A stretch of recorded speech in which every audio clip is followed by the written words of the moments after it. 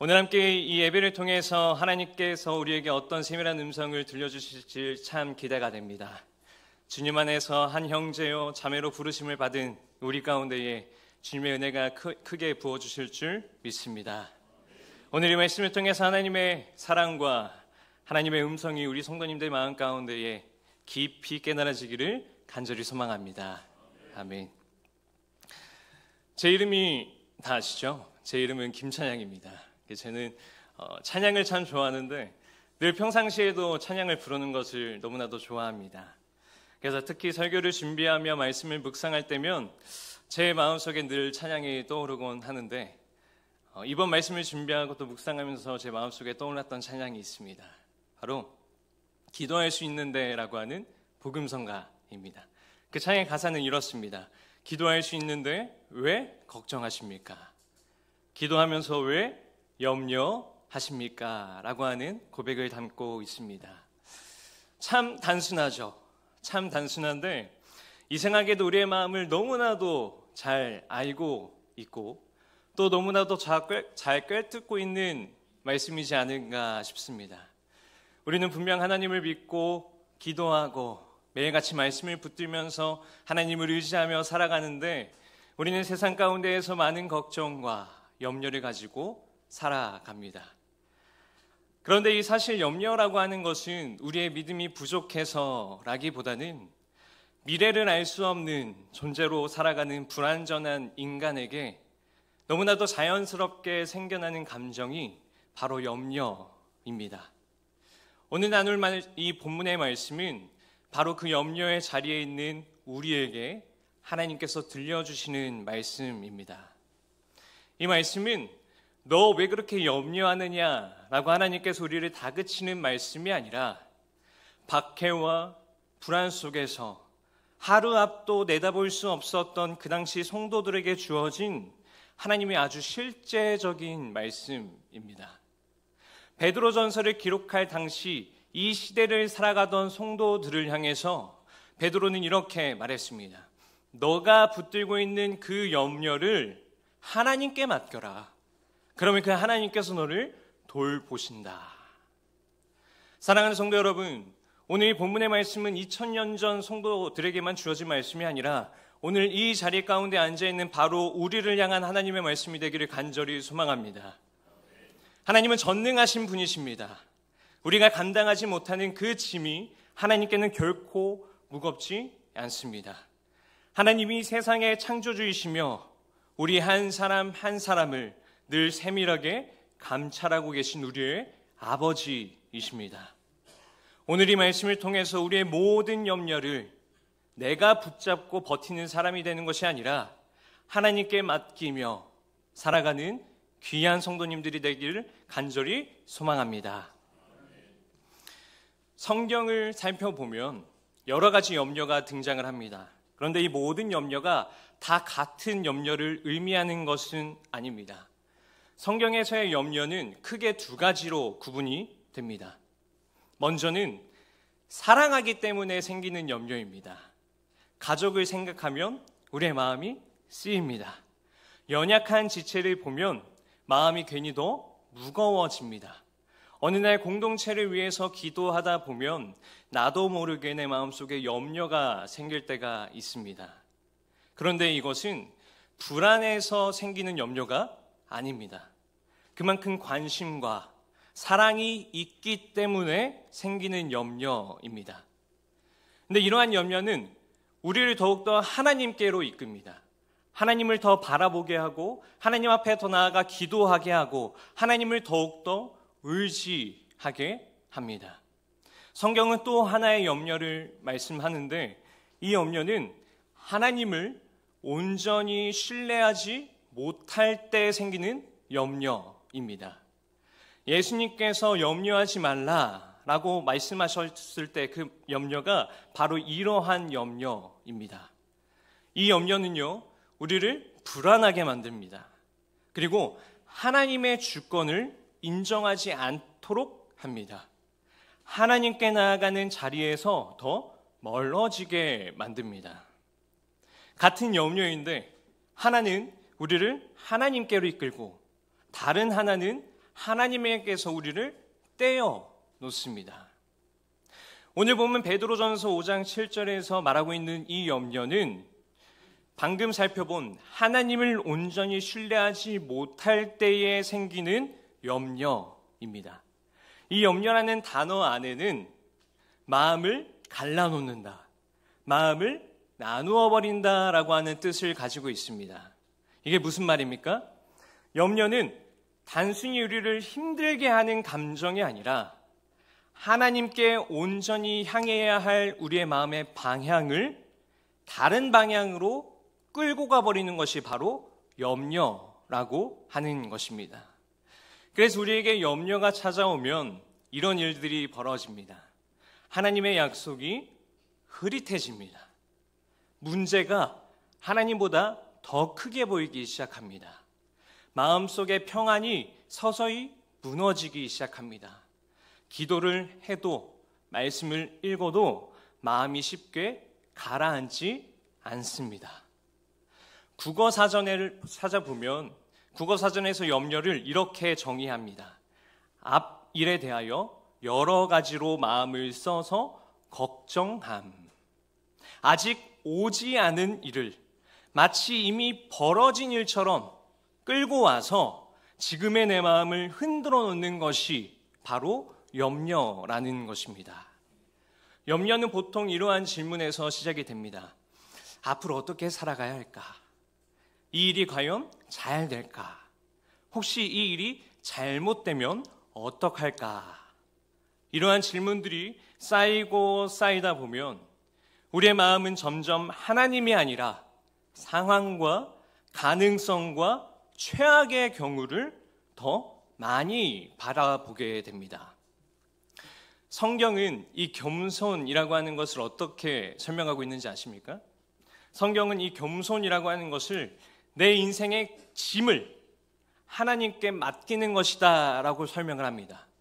그러면 반대로 교만은 뭐라고 설명하는지 아십니까? 내 인생의 짐을 끝까지 내가 붙들고 가려고 하는 그 태도, 그것을 가리켜서 교만이라고 합니다. 짐을 내가 지냐, 하나님께 맡겨드리냐의 이 차이가 교만과 겸손을 결정짓습니다. 염려는 어디에서 시작되는 것입니까? 짐을 내가 지려고 하는 교만에서 시작이 됩니다. 하나님께서 베드로를 통해서 오늘 우리에게 말씀하고 싶으신 것이 바로 이것입니다. 염려는 단순히 감정의 문제가 아니라 누가 너의 인생의 주인이냐라고 하는 주권에 대한 문제입니다. 성경을 보면 참 많은 믿음의 조상들이 등장을 합니다. 우리는 그들을 보면서 저 사람 믿음 참 훌륭하다. 저 사람은 염려가 없었지 않았을까라고 생각을 하는데 믿음의 선조들도 염려에서 자유로웠던 사람은 없었습니다. 성경은 그들이 믿음이 흔들렸던 그 순간까지 아주 세밀하게 기록하고 있습니다. 우리가 대표적으로 잘 알고 있는 아브라함을 떠올려 보십시오. 아브라함은 어떤 사람입니까? 아브라함은 고향과 친척과 아비의 집을 떠나서 하나님이 말씀하시는 그 부르심에 그냥 순종해서 믿음으로 걸어간 사람입니다. 그의 첫 걸음에는 분명한 믿음이 있었고 그의 첫 순종에는 분명한 결단이 있었습니다. 그러나 시간이 흘러도 하나님께서 그에게 약속하신 자녀에 대한 그 약속은 보이지 않고 몸은 늙어가고 상황은 더 이상 좋아질 기미가 보이지 않자 아브라함 마음에는 염려가 찾아오기 시작합니다. 그리고 그 염려는 그의 마음을 뒤흔들어 놓기 시작했습니다. 그래서 이 염려는 결국 하나님보다 사라가 자신에게 제안했던 현실적인 그 해결법을 더 보기 시작했고 하나님이 정하신 길이 아니라 인간적인 방법으로 이스마엘을 낳는 선택으로 이어지게 됩니다. 이를 통해 우리가 알 수 있는 것은 아무리 믿음이 좋은 사람이라고 해도 염려에서 자유로운 사람은 이 땅에 없다라고 하는 것입니다. 믿음의 사람들도 염려하고 흔들렸습니다. 그리고 때로는 그 염려 때문에 잘못된 선택의 자리까지 가기도 했습니다. 그래서 성경은 염려가 있느냐 없느냐를 묻는 것이 아니라 그 염려를 어디로 가지고 가느냐라고 말씀하고 있습니다. 그리고 믿음의 선조들을 통해서 우리 안에 염려가 있을 때 그 염려를 어떻게 해야 하는지를 말씀하며 가르쳐주고 있습니다. 사랑하는 성도 여러분, 우리에게 염려가 찾아오면 우리의 마음속에는 또 하나의 싸움이 시작됩니다. 내가 염려하는 건 믿음이 부족해서 그런가 하는 것이죠. 그래서 염려 하나가 또 다른 염려를 만들어내고 그 염려는 어느새 죄책감으로 이어질 때가 있습니다. 그러나 성경은 그 어느 곳에서도 염려는 죄다라고 이야기하지 않습니다. 염려는 미래를 알지 못하는 불완전한 인간에게 너무나 자연스럽게 찾아오는 감정이기 때문입니다. 그래서 성경은 이 염려를 죄로 몰아서 정죄하지 않고 하나님께 맡겨야 하는 짐이다라고 설명을 하고 있습니다. 하나님은 우리가 염려할 수밖에 없는 존재라는 것을 누구보다 잘 아시고 계십니다. 하나님이 우리에게 아무리 염려하지 말라고 그렇게 말씀하셔도 우리는 염려할 존재이지 않습니까? 우리가 그러한 삶을 지금까지 살아왔기 때문입니다. 그러나 그 염려를 하나님께 맡겨드리지 않고 내가 끝까지 쥐고 있으려고 한다면 염려는 교만이 되고 교만은 죄가 됩니다. 그래서 베드로는 오늘 본문 바로 앞에 있는 6절의 말씀에서 하나님의 능하신 손 아래에서 겸손하라 라고 말씀합니다. 사랑하는 성도 여러분, 염려가 우리에게 찾아온다고 해서 자기 자신을 정죄하지 마시기 바랍니다. 하나님은 염려하는 우리를 책망하시기보다 그 염려를 나에게 맡겨라 라고 말씀하시며 우리를 초대하고 계십니다. 오늘 본문에서 하나님은 베드로를 통해서 이렇게 말씀하십니다. 너희 염려를 다 주께 맡겨라. 자, 그렇다면 여기서 이 맡기다라고 하는 이 단어의 정확한 의미는 무엇일까요? 일부 성도님들은 이 말씀을 마치 은행에다가 내가 가진 돈의 일부를 맡기는 것처럼 이것은 하나님께 맡기고 이것은 내가 계속해서 붙들고 가야지라고 받아들이는 것 같습니다. 근데 하나님은 우리의 염려를 선별해서 맡겨라 라고 말씀하지 않습니다. 여기서 맡기다 라고 하는 이 뜻은 던져버리다, 내던지다, 통째로 넘기다 라고 하는 강한 의미를 가지고 있습니다. 다시 말해서 이 본문을 통해서 하나님은 너가 들고 있는 그 염려를 조금만 내려놓지 말고 일부만 내려놓지 말고 아예 내 손으로 다 넘겨버려라 라고 말씀하고 계시는 것입니다. 크든지 작든지 오래된 염려든지 비교적 최근에 생긴 염려든지 말하기 부끄러운 염려든지 하나도 빠짐없이 모두 다 하나님께 맡겨라, 하나님께 던져라 라고 말씀하시는 것입니다. 그런데 이 염려를 끝까지 스스로 움켜쥐고는 내려놓지 못하고 하나님께 던지지 못하고 맡겨드리지 못하는 분들이 있습니다. 그 마음 안에는 크게 두 가지의 이유가 있기 때문입니다. 첫째는 모든 것이 하나님께로부터 왔다라고 하는 이 고백이 아직 마음 깊은 곳에 내려가지 않았기 때문입니다. 입으로는 모든 것이 하나님의 것입니다 라고 고백을 하지만 내 가슴 속에는 여전히 내가 책임져야 한다, 내가 해결해야 한다 라고 하는 이 생각이 더 크게 자리 잡고 있는 것이죠. 그래서 놓지 못하는 것입니다. 놓는 순간 무너질 것 같고 해결되지 않을 것 같기 때문입니다. 염려를 놓지 못하는 두 번째 이유는 하나님이 정말 나를 돌보시는 하나님이신가 라고 하는 것에 대한 신뢰가 아직 온전하지 못하기 때문입니다. 하나님은 베드로를 통해서 분명히 말씀하십니다. 그가 너희를 돌보신다. 그런데 우리의 현실을 보면 어떻습니까? 문제는 여전히 너무나도 커 보입니다. 내가 지어야 할 삶의 짐이 너무나도 많아 보입니다. 형편은 쉽게 바뀌지 않습니다. 하나님이 일하고 계신다고 하지만 하나님이 일하고 계신 것이 나에게 느껴지지 않을 때가 너무나도 많습니다. 그럴 때 우리의 마음속에는 이런 생각이 생기게 되죠. 하나님께서 맡기라고는 말씀하시는데 정말 내가 놓으면 하나님이 이것을 붙들어 주실까? 하나님이 이 문제를 정말 돌보아 주실까? 이러한 생각이 들 때 우리는 다시 내 손으로 내 안에 있는 염려를 붙잡고 버티려고 합니다. 아직 하나님이 어떤 분이신지 충분히 경험하지 못했기 때문에 쉽게 내려놓지 못하는 것이죠. 그래서 결국 이 염려라고 하는 것은 내 삶의 모든 것을 주신 분이 바로 하나님이십니다. 지금 이 순간에도 나를 돌보고 계신 분이 바로 하나님이십니다라고 하는 이 고백이 우리 안에서 하나님을 향해 진정으로 흘러나올 때에 하나님께 맡겨드릴 수 있는 것입니다. 그렇기 때문에 내가 아직 꽉 쥐고 있는 그 염려가 있다면 먼저는 말씀을 통해서 하나님이 어떤 분이신지를 발견하게 되시기 바랍니다. 그리고 내 삶에 주어진 모든 것이 하나님의 것이며 하나님은 내 삶의 주관자이십니다 라고 고백하며 기도하시기 바랍니다.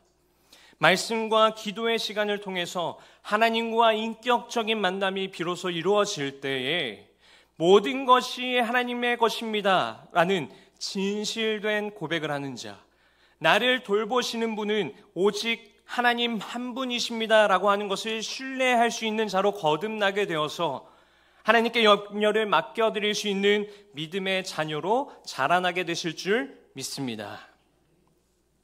제가 이 맡긴다라고 하는 이 의미를 아주 선명하게 경험했던 순간이 올 여름에 있었습니다. 제가 올 여름에 이제 교회에서 휴가를 주셔서 6박 7일로 로마 여행을 갔습니다. 원래는 뭐 마카오를 갈까, 일본을 갈까 막 갈팡질팡하다가 이제 아내가 유럽을 한번 가보고 싶다라고 이렇게 이야기를 해서 일본 가는 비행기 취소하고 마카오 가는 비행기 다 취소하고 그 상품권도 다 취소하고 얼마 환불 받지는 못했습니다. 그래서 그렇게 거금을 투자해서 로마 여행을 이제 가려고 비행기를 딱 끊었습니다. 이제 여행을 준비해야 되지 않습니까? 그래서 유튜브나 인터넷에다가 로마 여행을 막 검색하기 시작했습니다. 검색을 하니까 아름다운 뭐 여러 가지 풍경들도 나오고 어딜 방문해야 되는지도 다 나오더라고요. 그런데 어떤 내용이 있었냐면 이런 내용이 있었습니다. 소매치기 조심하십시오. 핸드폰 하고 있으면 낚아채서 가지고 갑니다. 칼로 가방을 그어서 안에 있는 내용물들을 훔쳐갑니다. 라고 하는 이러한 글들이, 이러한 영상이 너무나도 많았습니다. 근데 제가 그것들을 본 순간 제 마음속에 불안이 찾아오기 시작했습니다.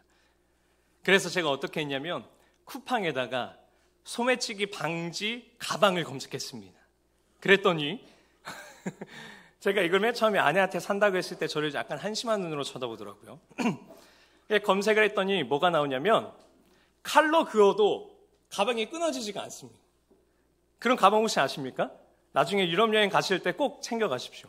칼로 그어도 가방이 끊어지지 않게끔 이렇게 특수 재질로 이렇게 겉면이 되어 있고 얼마 안 합니다. 2만 얼마 합니다. 그리고 캐리어 그 비밀번호 거는 거 있지 않습니까? 그것도 걸려 있어가지고 이렇게 앞으로 멜 수 있는 가벼운 가방인데 칼로 그어도 그어지지 않고 비밀번호로 되어서 훔쳐가도 열 수 없는 그런 가방이 쿠팡에 있더라고요. 그래서 제가 그 특수 가방을 샀습니다. 그리고 사서 로마 여행을 가자마자 그거부터 꺼내가지고 딱 뺐습니다. 그 여권을 놓고 핸드폰을 놓고 귀중한 것들을 다 그 안에다가 넣고 다녔죠. 여행을 다니면서 제가 이거를 아주 사소하려고 막 이렇게 앞으로도 매보고 옆으로도 매보고 손으로 들고 다니고 여러 가지 방법을 다 해봤습니다. 근데 이렇게 준비를 하고 이렇게 잘 움켜쥐고 다니면 제 마음이 좀 놓일 줄 알았습니다. 그런데 사람들이 많은 곳을 계속해서 가고 여행지를 다니면 다닐수록 누가 이 가방을 훔쳐가진 않을지, 이미 내 안에 있는 이 가방의 내용물들을 가지고 가는 것은 아닌지라고 하는 염려가 한순간도 제 마음을 편하게 하지 않았습니다.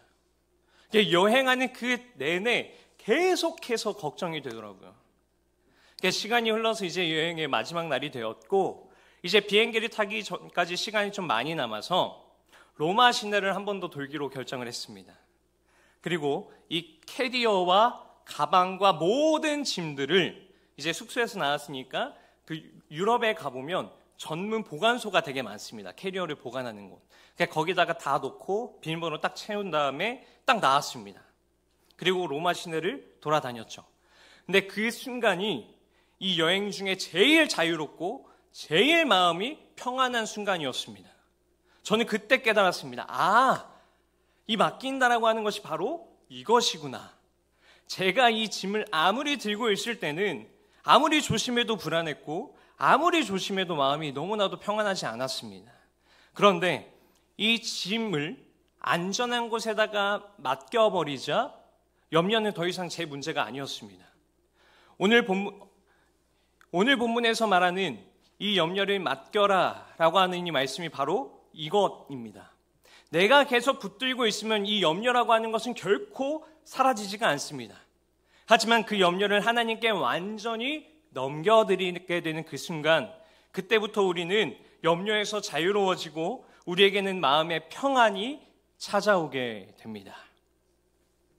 베드로가 오늘 본문에서 너희의 염려를 다 주께 맡겨라, 그가 돌보신다 라고 확신을 가지고 말할 수 있었던 그 이유는 분명합니다. 왜냐하면 그는 맡긴다라고 하는 것이 무엇인지, 그리고 맡겼을 때 하나님께서 어떻게 나를 붙드시는지를 자기 몸으로 직접 경험했기 때문입니다. 그 경험은 우리가 너무나도 잘 알고 있는 베드로가 물 위를 걷는 사건입니다.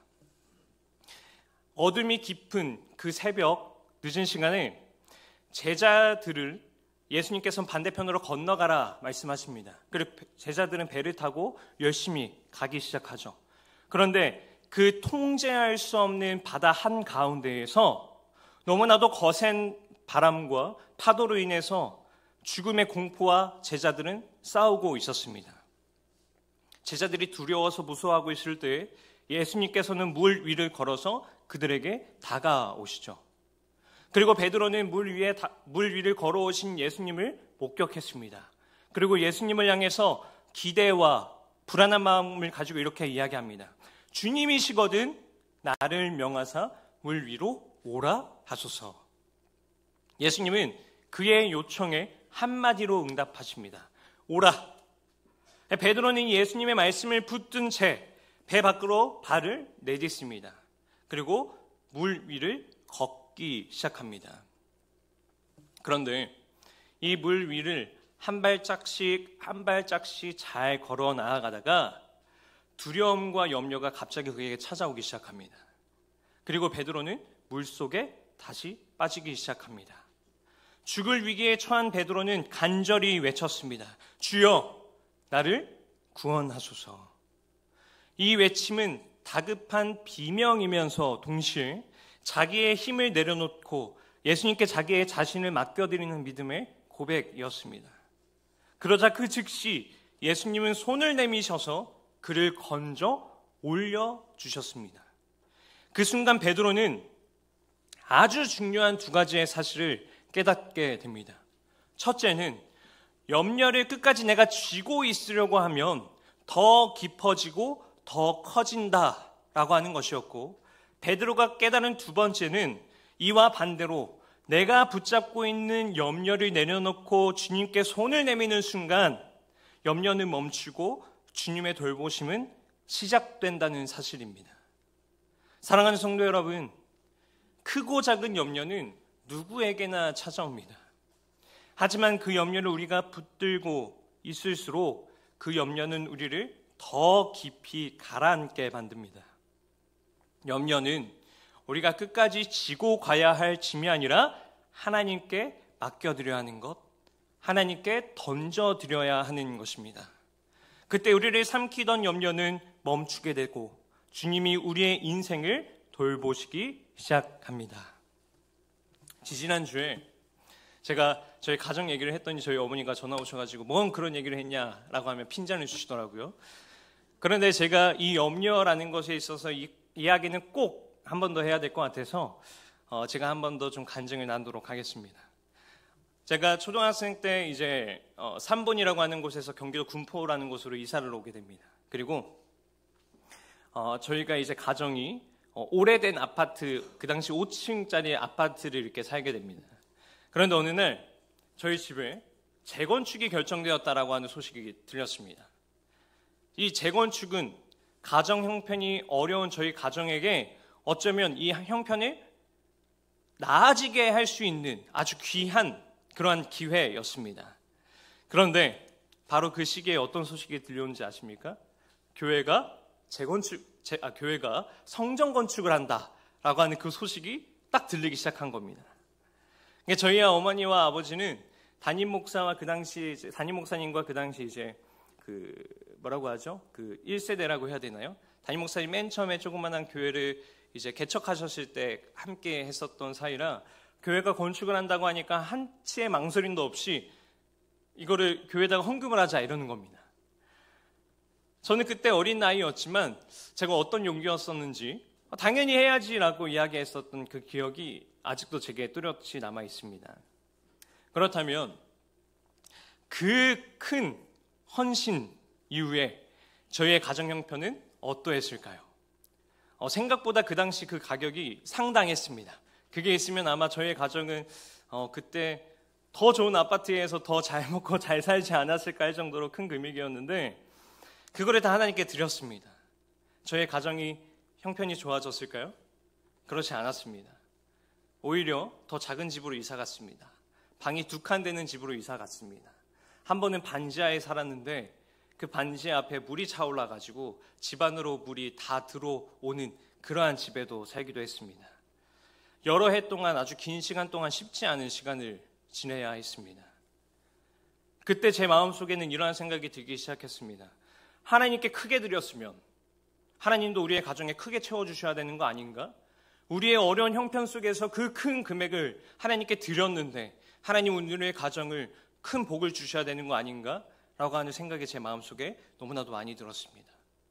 그런데 지금 돌이켜보면 하나님은 그때에 저희의 기대와는 전혀 다른 방식으로 일하고 계셨습니다. 형편은 달라지지 않았지만 그 시간을 통해서 하나님은 저희의 가정의 믿음의 중심을 바꾸고 계셨습니다.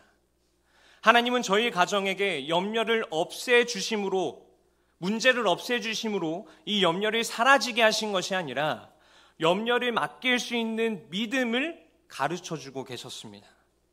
그 이후에 제 어머니는 지금까지 그 긴 시간 동안 눈이 오나 비가 오나 하루도 빠짐없이 새벽마다 하나님 앞에 무릎 꿇는 삶을 살아오셨습니다. 지금 그리고 저에게 늘 이러한 말씀을 하십니다. 무엇이 됐던 간에 어떠한 걱정이 있던 간에 어떤 염려가 있던 간에 하나님께 맡기면 하나님께서 다 하신다. 이 말을 늘 저에게 늘 하십니다. 이 말은 단순한 그냥 위로의 말이 아니라 염려 앞에서 실제로 살아낸 믿음의 고백이었습니다.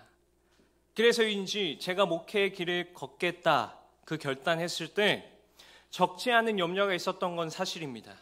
그러나 하나의 분명하고도 흔들리지 않는 확신이 있었습니다. 맡기면 하나님이 돌봐주신다라고 하는 것이었죠. 물론 지금도 염려는 수시로 찾아옵니다. 염려는 우리의 삶에서 사라지는 것이 아니기 때문입니다. 그러나 염려가 다시 늘 오고 늘 찾아온다라고 해도 흔들리지 않고 다시 설 수 있는 이유는 하나입니다. 염려보다 크신 하나님이 저를 돌보시기 때문입니다. 사랑하는 성도 여러분, 하나님은 저희의 가정의 형편을 바꾸시기보다 염려 앞에서 저희의 가정이 어디를 향해야 하는지를 명확하게 깨닫게 하셨습니다. 염려가 있을 때 그것이 나에게 은혜가 되고 감사가 되는 이유가 무엇인지 아십니까? 그것은 우리의 염려를 없애주시는 분이 하나님이다라고 하는 그 사실이 아니라 그 모든 염려를 맡길 수 있는 하나님이 우리의 아버지 되신다라고 하는 그 사실입니다. 사랑하는 성도 여러분, 우리가 앞으로 남은 신앙의 여정을 걸어갈 때에 이 염려라고 하는 것은 어느 순간에도 우리 곁에 늘 있을 것입니다. 형편이 나빠서만도 아니고 상황이 복잡해서만도 아닙니다. 사탄은 언제나 우리의 마음 안에 염려를 심기 때문입니다. 그러다 보면 문제는 점점 더 커 보이고 하나님의 약속은 점점 희미해지고 더 멀어지고 우리의 마음에는 설명할 수 없는 두려움이 자리를 잡게 됩니다. 그러나 그렇게 우리의 마음이 흔들리고 있을 때도 우리의 인생을 붙드시고 계신 분이 누구십니까? 오직 예수 그리스도이십니다. 예수님은 우리가 도저히 감당할 수 없었던 죄와 죽음이라고 하는 가장 큰 그 염려를 이미 십자가에서 대신 지셨습니다. 그리고 부활하심으로 그 염려를 이기셨고 지금도 하늘 보좌 우편에서 우리를 지켜보시며 쉬지 않고 중보하고 계십니다. 그러니 가장 큰 염려를 이미 이기신 주님께서 오늘 우리 안에 있는 이 자그마한 염려를 외면하실 이유가 어디에 있겠습니까? 성도 여러분, 베드로는 물 위를 걷다가 거센 바람과 파도가 그에게 보이기 시작하자 염려가 가득하게 되었고 그는 물에 빠지게 되었습니다. 그 순간 그가 할 수 있었던 것은 오직 단 하나였습니다. 주여 나를 구원하소서. 베드로를 살린 것은 그의 용기도 아니었고 그의 믿음의 크기도 아니었습니다. 그를 살린 것은 그를 붙잡으신 예수님의 능하신 손이었습니다. 오늘 우리의 모습도 이와 크게 다르지 않습니다. 지금 서 있는 그 자리에 이 염려의 물이 발목까지 차올랐든 허리까지 차올랐든 이미 가슴까지 차올랐든 우리에게 필요한 것은 단 한 가지입니다. 염려를 끝까지 붙들고 버티는 것이 아니라 그 염려를 주님의 손에 맡겨드리는 것입니다. 그리고 기도하는 것이죠. 주여 나를 이 염려에서 구원하여 주옵소서. 한번 따라해 보시겠습니까? 주여 나를 이 염려에서 구원하여 주옵소서. 아멘. 그때 주님은 능하신 손으로 우리가 빠져있는 그 염려의 바다의 소리를 건져주실 것입니다. 그러나 문제가 즉시 사라지지 않을 수도 있습니다. 그 염려가 갑자기 한순간에 사라지지 않을 수도 있습니다. 형편이 한순간에 달라지지 않을 수도 있습니다. 그러나 분명한 것은 그 순간부터 더 이상 우리는 그 염려 속에 빠져있는 사람이 아니라 주님의 손에 붙들린 사람이 된다라고 하는 사실입니다. 마리아가 예수님께 가지고 왔었던 그 향유 있지 않습니까? 그 향유는 매우 비싼 것이었고 매우 가치 있는 것이었습니다. 그런데 마리아는 그것을 예수님의 발 앞에 한 채의 망설임도 없이 깨트려 버립니다. 그 이유는 간단합니다. 자신이 가진 향유보다 예수님이 더 귀하고 더 가치 있는 분이셨기 때문입니다. 그녀에게 예수님은 인생을 맡길 수 있는 분이었고 의지할 수 있는 분이었습니다. 사랑하는 성도님들께 이 예수님은 염려보다 더 가치 있고 귀한 분이십니까? 그렇다면 그 염려를 주님의 손에 맡겨드리십시오. 염려를 맡겨드린다라고 하는 것은 내 삶을 온전히 책임질 수 있는 분께 내 인생을 맡긴다라고 하는 믿음의 고백입니다.